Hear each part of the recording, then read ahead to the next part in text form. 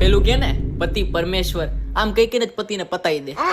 મતલબ બિચારો કામ પર જાય તો એના શેઠ બબડે, અને બિચારો ઘરે આવે તો એના મમ્મીને ને બાયડીના ડખા ખખડે. ક્યાં જાય? પતિ ગયેલો પતિ જો માં સાઈડ થાય તો માવડિયો, અને બાયડી સાઈડ થાય તો બાવળિયો.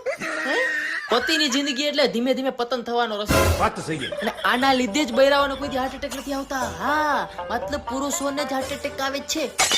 હાચે ધોબીના કૂતરા જેવી જિંદગી હોય જો સાહેબ, ના ઘરનો ન ઘાટનો. તમે કોઈ દી પતિની સંધિ છૂટી પાડી છે? પ પ્લસ અતિ, પરણ્યા પછી અંત સુધી. અને આમ નામ રહ્યું ને તો આ પતિ નામની પ્રજાતિ ધીમે ધીમે ડાયનાસોરની જેમ વિલુપ્ત થઈ જવાની છે. પછી હાથમાં બોર્ડ લઈને ફરવું પડશે, સેવ ધ ભાઈડા. ને સાહેબ અત્યારના જમાનામાં તો પૈણવામાં હોતે પતર ઠોકાઈ જાય. મતલબ આપણી બાયડીનો જો બોયફ્રેન્ડ નીકળો ને તો આપણું પતન ટીપણામાં જ થઈ જાય. કા પછી પતિને હનીમૂન પર લઈ જાય ને હાવ મૌન કરી નાખે.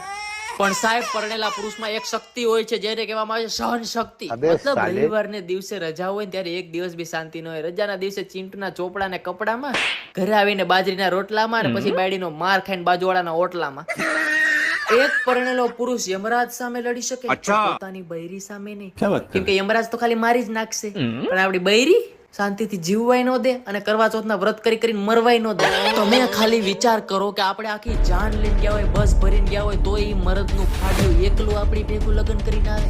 મતલબ જે માણસ આખી બસ ભરેલી જાનથી ન બીતું હોય, એ એક પતિથી બી જાય. પતાવી દે.